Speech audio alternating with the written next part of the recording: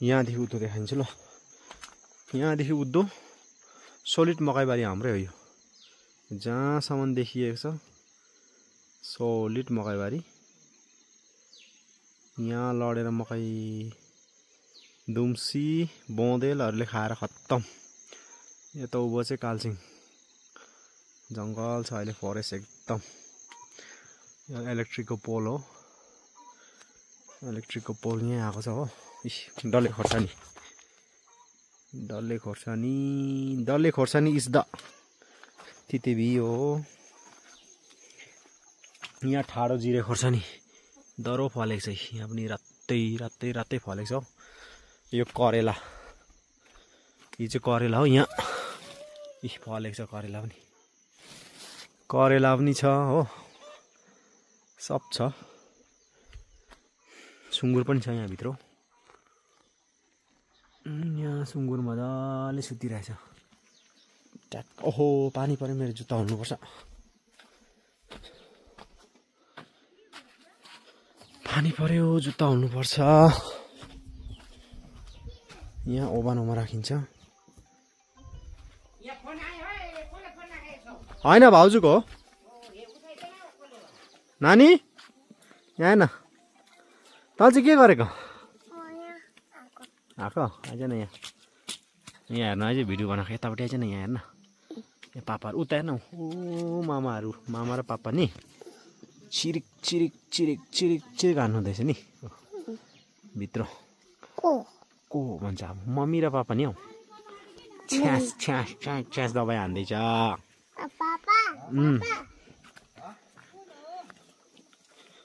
मकैबारीमा पानी पर्ने सम्भावना छ है। यहाँ माथि अघि मैले बोडीबारी देखाएको चाहिँ यहाँ माथि हो। बोडी त फल्यो भने त डह्रो फल्छ नि हौ। यता पनि छ मकैबारी। फेरि खेत चाहिँ तल छ, खेतमा चाहिँ जान सकिँदैन। अस्ति हामीले दाउरा काटेको यहीँ हो। अब यसलाई यिनीहरूलाई पनि ढाल्नु पर्नेछ। ट्याङ्की यहीँ छ पानीको, ट्याङ्की एन्ड बाथरुम। दबाई हान्दैछ यहाँ, धमाधम धमाधम दबाई।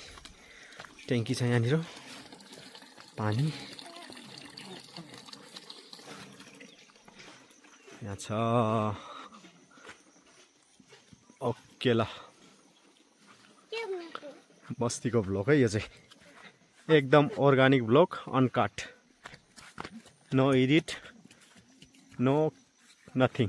एकदम हरियो मकै चर्याम चर्याम, काँक्राबारी दर्याम दर्याम हो यो चाहिँ एकदम।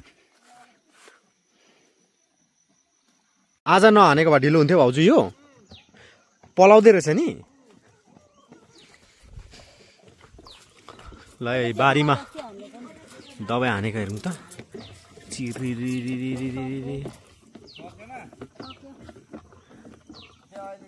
के गर्नु चाहिँ पालै पालो गर्नुपर्छ। ए मेलै मारि उलेको माथिबाट कति दिनमा यो भाउजू खलात खुलुत हुन्छ? यो चाटचुट भइहाल्छ नि।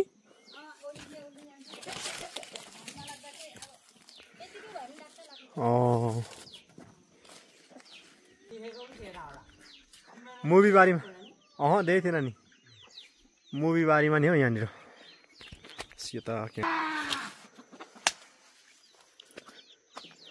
यो मसिनो झारहरू आउँदैछ। यो झारलाई चाहिँ दबाई लगायो भने चिल्लो हुन्छ। अनि जुन हामीले रोपेको चिज चाहिँ अब पलाउँदाखेरि झार चाहिँ चप्लकै मरिसक्छ क्या यहाँनिर। यता फेरि बोडी रोपेको छ। यो बोडी बारी पुरा, यो चाहिँ बोडी पछि दाल खानुको लागि बोडी डम्मै रोपेको छौँ हामीले। 50-50 छ, 50 होइन यो त 10% मात्रै छ। यतापट्टि बोडी रोपेको चाहिँ यहाँदेखि उभो यो पुरै मकैबारी सोलिड के जति छ बोडीबारी। फेरि म देखाउँछु यता उभो बोडीबारी चाहिँ यता उभो छ। फेरि यहाँ माथि डम्मै छ नि बोडीबारी त, पाखामा सेपरेट बोडी मात्रै लगाएको यहाँनिर चाहिँ। यो चाहिँ मुभी हो, अहिले हामीले रोप्दै गरेको चाहिँ यस्तो हुन्छ। यो मुभी हो, पहिला पुरानो बिउदेखि उम्रेको होला। यो चाहिँ पुरै हाम्रो बोडीबारी हो एकछिन है। यो पुरा बोडीबारी हो यो पुरा बोडीबारी हो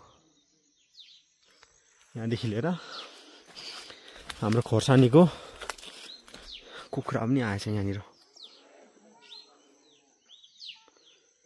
कुखुरा पनि छ ए मकै लडेर बिजोक बर्खा मासको झरी मकै त फलेको छ नि मजाले यस्तो छ नि मकै त गोरुको सिङ जस्तो परिगाहरू मकै छ तापट्टि उद्धो यो चाहिँ के हो भने यहाँभित्र चाहिँ खोर्सानीहरू छ फेरि यहाँ देखाइदिन्छु ल यो खोर्सानीहरू छ यहाँ पनि छ खोर्सानी यहाँ हरियो हरियो हरियो फलिरहेछ हो यो झारमा पुरा पुरिएको छ कि यो खोर्सानी यहाँ म देखाइदिन्छु ल पुरा यो झार उकाउनु पर्छ यहाँ हेर यहाँ रातै खोर्सानी फलिरहेछ नि यस्तो मजाले यो झारलाई चाहिँ पुरा क्लियर गर्नुपर्ने छ यहाँ हेर है अब यी खोर्सानी फलेर रातै छ यहाँभित्र पनि अब यसलाई टिपेर सुकाउनु पर्छ काँक्राको बोट देखाइदिन्छु म एकदम अर्गानिक अघि हामीले भर्खर खायौँ काँक्रा यहाँ छ फेरि खोर्सानी फलाइ यहाँ खतरा फलेको छ नि खोर्सानी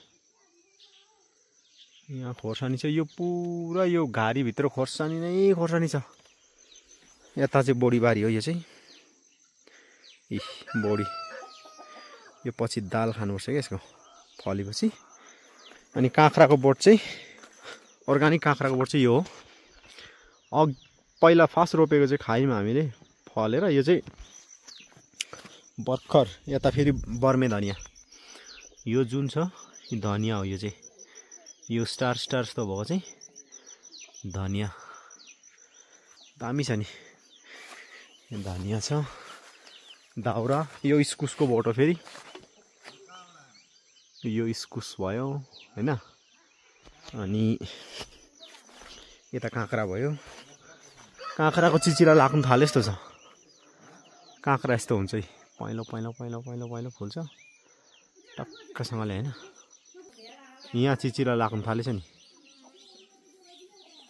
यहाँ चिचिरा लाग्नु थालेछ काँक्राको यो त हप्ता 10 दिनमा त यत्रो भइहाल्छ यो पानीको सिजन हो कि अब यता उद्धो देखाउँछु है म यो खोसेलाको के जाति पनि खत्तम भयो यो इस्कुसको झ्याङ यो इस्कुस टम्मै छ कोल छ हाम्रो हैन यो खरबुजाको मुन्टो हो यता उद्धो फेरि मकैबारी टम्मै छ यो कोल हो